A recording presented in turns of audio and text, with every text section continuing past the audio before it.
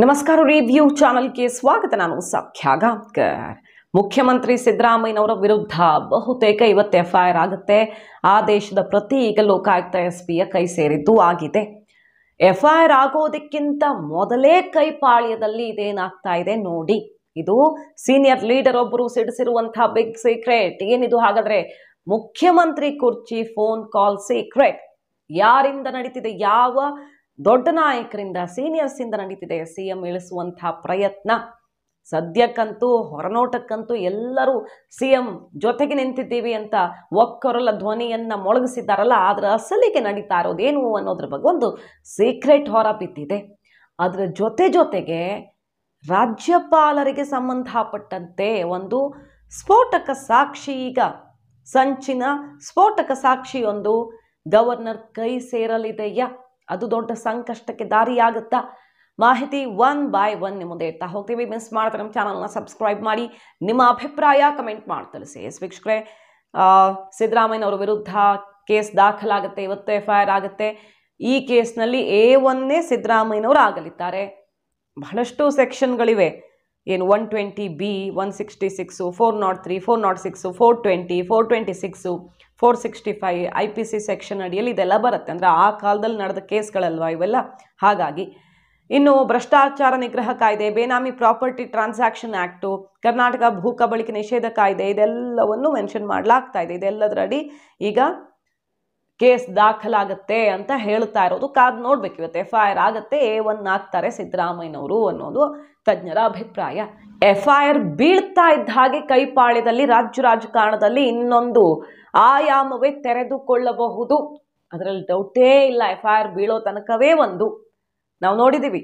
MUDA case ಪ್ರಸ್ತಾಪ ಆದಾಗ ಒಂಥರ ಇತ್ತು. ಪ್ರಾಸಿಕ್ಯೂಷನ್ಗೆ ಅನುಮತಿ ಆದ ಮೇಲೆ ಡೆಲ್ಲಿ ಓಡಾಟ ಜೋರಾಯಿತು. ಹೈಕೋರ್ಟ್ ತೀರ್ಪು ಬರ್ತಾ ಇದ್ದ ಹಾಗೆ ಸೀಕ್ರೆಟ್ ಮೀಟಿಂಗ್ಗಳು ನಡೀತಿದ್ದಾವೆ ಅನ್ನೋ ಸುದ್ದಿಗಳು ಬರ್ತಿದ್ದಾವೆ. ಇನ್ನು ಸಿದ್ದರಾಮಯ್ಯನವ್ರ ಮೇಲೆ, ಮುಖ್ಯಮಂತ್ರಿಗಳ ಮೇಲೆ ಎಫ್ಐಆರ್ ಬಿದ್ದು ಬಿಟ್ರೆ ಇನ್ನೊಂದು ಹಂತಕ್ಕೆ ಹೋಗುತ್ತೆ. ಆದ್ರೆ ಈಗ ಸಿಗ್ತಿರೋ ಸುದ್ದಿ ಎಫ್ಐಆರ್ಗೂ ಮೊದಲೇ ಏನಾಗ್ತಿದೆ ಅನ್ನೋದು ನಿನ್ನೆ ನೀವು ಕೇಳಿಸ್ಕೊಂಡ್ರಲ್ವ. ಕೋಳಿವಾಡ ಅವ್ರ ಸ್ಟೇಟ್ಮೆಂಟು ಸಿಕ್ಕಾಪಟ್ಟೆ ಆಕ್ರೋಶಕ್ಕೆ ಗುರಿ ಆಯಿತು. ಮಿನಿಸ್ಟರ್ಗಳೆಲ್ಲ ಸಿದ್ದರಾಮಯ್ಯ ಪರ ಬ್ಯಾಟ್ ಬೀಸಿದ್ರು, ಕೋಳಿವಾಡ ವಿರುದ್ಧ ಹರಿಹಾಯ್ದ್ರು. ಅವ್ರ ವಯಸ್ಸಾಗಿದೆ, ಬುದ್ಧಿ ನೆಟ್ಟಗಿಲ್ಲ ಅನ್ನೋ ತನಕ ವಾಗ್ದಾಳಿಗಳು ನಡೆದವು. ಆದರೆ ಈಗ ಸೀನಿಯರ್ ಲೀಡರ್ ಇನ್ನೊಂದು ವಿಚಾರವನ್ನು ಹೊರ ಹಾಕಿದ್ದಾರೆ. ಫೋನ್ ಕಾಲ್ ಸೀಕ್ರೆಟ್ ಸಿಎಂ ಕುರ್ಚಿಗೆ ಸಂಬಂಧಪಟ್ಟಂತೆ. ಕೋಳಿವಾಡ ಅವ್ರನ್ನ ಒಂದು ಪ್ರಮುಖ ಸುದ್ದಿವಾಹಿನಿ ಮೊದಲು ಮಾತಾಡಿಸಿದಾಗ ಅವರು ಸಿದ್ದರಾಮಯ್ಯನವ್ರು ರಾಜೀನಾಮೆ ಕೊಡಲೇಬೇಕು, ಪಕ್ಷಕ್ಕೆ ಮುಜುಗರ ತರಬಾರ್ದು, ಮೋದಿ ಅವರೆಲ್ಲ ಮೆನ್ಷನ್ ಮಾಡ್ತಿದ್ದಾರೆ, ಹೋದಲ್ಲಿ ಬಂದಲ್ಲಿ ಈಗ ಬಿಜೆಪಿ ಅಸ್ತ್ರ ಮಾಡ್ಕೊಳ್ಳುತ್ತೆ, ಪಕ್ಷಕ್ಕೆ ತೊಂದರೆ ಮಾಡಬೇಡಿ ಸಿದ್ದರಾಮಯ್ಯನವರು, ಶತಾಯಗತಾಯ ನೀವು ರಾಜೀನಾಮೆ ಕೊಡಿ ಅಂತ ಹೇಳಿದ್ರಲ್ವಾ. ಅದು ಒಂದು ಸ್ಟೇಟ್ಮೆಂಟ್ ಆಯಿತು. ಅದಾದ ಮೇಲೆ ಬಹಳಷ್ಟು ಬೇರೆ ಬೇರೆ ಸ್ಟೇಟ್ ಮೀಡಿಯಾಗಳೆಲ್ಲ ಕೋಳಿವಾಡ ಅವರ ಸ್ಟೇಟ್ಮೆಂಟ್ಗಳನ್ನು ತಗೊಂಡ್ರು, ಅವರ ಅಭಿಪ್ರಾಯ ಕೇಳಿದ್ರು. ಒಂದು ವಾಹಿನಿಗೆ ಕೊಟ್ಟಂತಹ ಸಂದರ್ಶನದಲ್ಲಿ ಕೋಳಿವಾಡ ಅವರು ಹೇಳ್ತಾರೆ, ಬೇರೆ ಬೇರೆ ಚಾನಲ್ಗೆ ಒಂದಿಷ್ಟು ಬೇರೆ ಬೇರೆ ಮಾಹಿತಿ ಹೇಳ್ಕೊಂಡಿದ್ದಾರೆ ಅವರು. ಒಂದು ವಾಹಿನಿಯ ಜೊತೆ ಮಾತನಾಡಿದಾಗ ಅತ್ಯಂತ ಕುತೂಹಲಕಾರಿಯಾದ ವಿಚಾರವನ್ನು ಬಿಚ್ಚಿಟ್ಟಿರೋದು. ಕೋಳಿವಾಡ ಅಲ್ಲ ಹೇಳ್ತಿರೋದು ಇದನ್ನ. ಕೋಳಿವಾಡ ಅಂದ್ರೆ ನಾನು ಮಾತ್ರ ಅಲ್ಲ ಹೇಳ್ತಿರೋದು, ನನಗೆ ಸೀನಿಯರ್ಸ್ ಕಾಲ್ ಬಂದಿದೆ, ಕಾಂಗ್ರೆಸ್ನ ಹಿರಿಯ ನಾಯಕರ ಕಾಲ್ಗಳು ಬಂದಿವೆ, ಸಿದ್ದರಾಮಯ್ಯನವರನ್ನ ಕೆಳಗಿಳಿಸೋ ನಿಟ್ಟಿನಲ್ಲಿ ಕಾಲ್ಗಳು ಬಂದಿವೆ. ಅಂದ್ರೆ ಆ ಬಗ್ಗೆ ಚರ್ಚೆಯಾಗಿದೆ. ಆ ಮಾಹಿತಿ ನನ್ನ ಕಿವಿಗೆ ಬಂದು ತಲುಪಿದೆ. ಕೈ ಒಳಗಡೆ ಸೀನಿಯರ್ಸೇ ಸಿದ್ದರಾಮಯ್ಯನವರು ಇಳಿಯೋ ಬಗ್ಗೆ ಮಾತನಾಡ್ತಿದ್ದಾರೆ, ಆ ಬಗ್ಗೆ ಕೆಲಸ ನಡೀತಿದೆ ಅನ್ನುವಂಥ ಒಂದು ಸುಳಿವನ್ನು ಕೊಡ್ತಾರೆ. ನನಗೆ ಫೋನ್ ಮೂಲಕವೇ ಸೀನಿಯರ್ಸ್, ಪಕ್ಷದ ಪ್ರಮುಖರು ಸೀನಿಯರ್ಸ್ ಮಾಹಿತಿ ಕೊಟ್ಟಿದ್ದಾರೆ ಅನ್ನುವ ಅಚ್ಚರಿಯ ಸ್ಟೇಟ್ಮೆಂಟ್ ಕೊಟ್ಟಿದ್ದಾರೆ. ಸೀನಿಯರ್ಸ್ ಅಂದ್ರೆ ನಮಗೆ ತಕ್ಷಣ ನೆನಪಾಗೋ ಮುಖಗಳು AICC ಅಧ್ಯಕ್ಷರು ಖರ್ಗೆ ಅವರಿದ್ದಾರೆ, ದೇಶಪಾಂಡೆ ಅವರಿದ್ದಾರೆ, ಶಾಮನೂರು ಶಿವಶಂಕರಪ್ಪನವರಿದ್ದಾರೆ, ಅವರೆಲ್ಲ ಸೂಪರ್ ಸೀನಿಯರ್ಸು. ಅದಾದ ಮೇಲೆ ಬರುವಂಥ ಸೀನಿಯರ್ಸು ಬೇಕಾದಷ್ಟು ಜನ ಇದ್ದಾರೆ. ಕೋಳಿವಾಡ ಅವರು ಕೂಡ ಅದರಲ್ಲಿ ಒಬ್ಬರು. ಯಾರ್ಯಾರು ಕಾಲ್ ಮಾಡಿದ್ರು ಗೊತ್ತಿಲ್ಲ. ಸಿಎಂ ರೇಸಲ್ಲಂತೂ ಸುಮಾರು ಜನರ ಹೆಸರು ಕಂಡು ಬರ್ತಿದೆ. ಪರಮೇಶ್ವರ್ ಅವರು, ಸತೀಶ್ ಜಾರಕಿಹೊಳಿ, ಇಲ್ಲಿ DK ಶಿವಕುಮಾರ್ ಅವರು, ಖರ್ಗೆ ಸಾಹೇಬರು, ಎಲ್ಲರೂ ದೊಡ್ಡವರು. ಅವಕಾಶ ಸಿಕ್ಕಿದ್ರೆ ಒಂದು ದಾಳ ಉರುಳಿಸೋದ್ರಲ್ಲಿ ಡೌಟ್ ಇಲ್ಲ. ಅಷ್ಟೆಲ್ಲ ಬೆಳವಣಿಗೆಗಳಾಗ್ತಿದ್ದಾವೆ. ಪರಮೇಶ್ವರ್ ಅವರೆಲ್ಲ ಸಿಕ್ಕಾಪಟ್ಟೆ ಚುರುಕಿನ ಕಾರ್ಯಾಚರಣೆ ನಡೆಸ್ತಿದ್ದಾರೆ ಅಂತ ಹೇಳಲಾಗ್ತಿದೆ.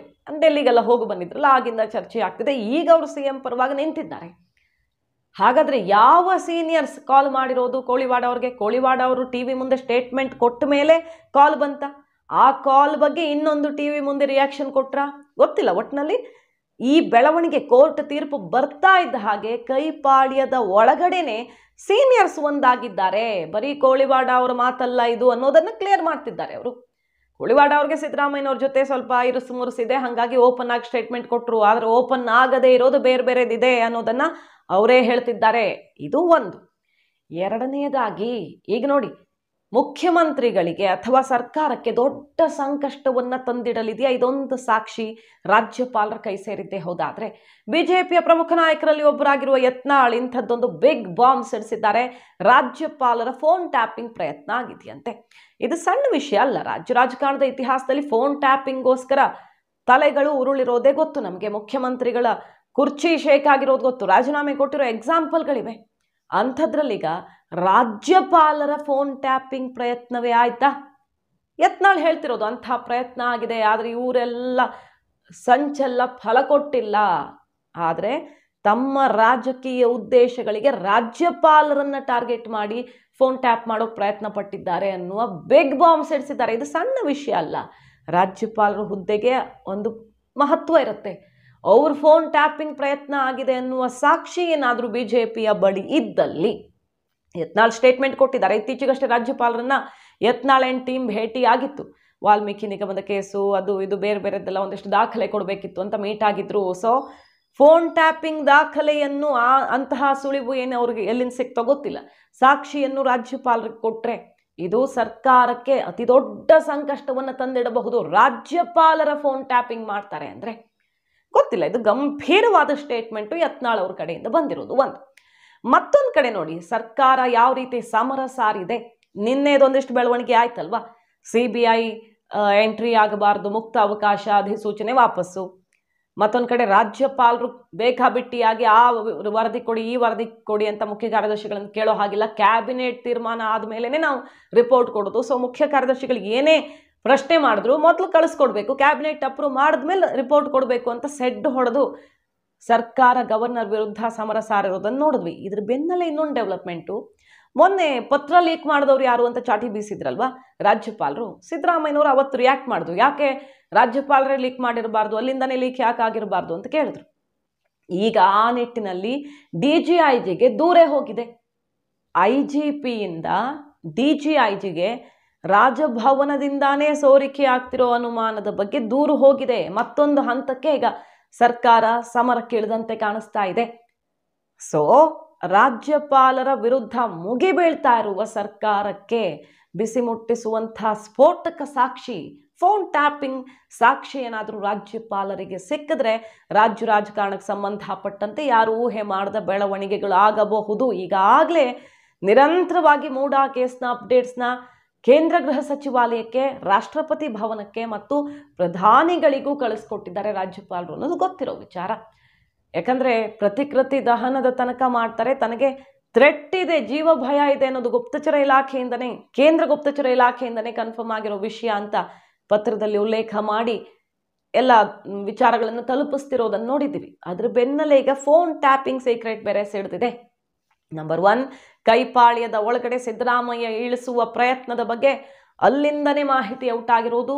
ನಂಬರ್ 2, ಸರ್ಕಾರದ ವಿರುದ್ಧ ರಾಜ್ಯಪಾಲರು ತನ್ನ ಅಧಿಕಾರ ಮೊಟಕುಗೊಳಿಸ್ತಿದ್ದಾರೆ ಅನ್ನೋ ಕಾರಣಕ್ಕೆ ಮತ್ತು ಫೋನ್ ಕದ್ದಾಲಿಕೆಯಂತಹ ಕೆಲಸಗಳು ಆಗ್ತಿವೆ ಅನ್ನೋ ಕಾರಣಕ್ಕೆ ಹೋರಾಟಕ್ಕೆ ಮುಂದಾಗಬಹುದಾ, ಕಾನೂನು ಅಥವಾ ಬೇರೆ ಮಾರ್ಗದಲ್ಲಿ ಹೋರಾಟಕ್ಕೆ ಮುಂದಾಗಬಹುದಾ? ಅವರ ಅಧಿಕಾರಕ್ಕೆ ಅಡ್ಡಗಾಲು ಹಾಕ್ದಂಗಾಯ್ತಲ್ವಾ. ಈಗ ಕುಲಪತಿಗಳ ನೇಮಕ ವಿಚಾರದಲ್ಲಿ ಕ್ಯಾಬಿನೆಟ್ ನಿರ್ಧಾರ ಅದಾಗ್ತಾ ಇದ್ದ ಹಾಗೆ ವರದಿನೇ ಕೇಳೋ ಹಾಗಿಲ್ಲ. ರಾಜ್ಯಪಾಲರು ವರದಿಯನ್ನ ಕೇಳೋದಕ್ಕೆ ಮುಕ್ತ ಅವಕಾಶ ಇರುತ್ತೆ, ಆದ್ರೂ ವರದಿಯನ್ನು ಹಂಗೆ ಡೈರೆಕ್ಟ್ ಆಗಿ ಕೇಳೋ ಹಾಗಿಲ್ಲ. ಕ್ಯಾಬಿನೆಟ್ ನಿರ್ಧಾರ ಆಗಬೇಕು ಅಂದ್ರೆ ಅವರ ಅಧಿಕಾರದ ವ್ಯಾಪ್ತಿಯನ್ನ ಸ್ವಲ್ಪ ಕುಗ್ಗಿಸಿದಂತಾಯ್ತು.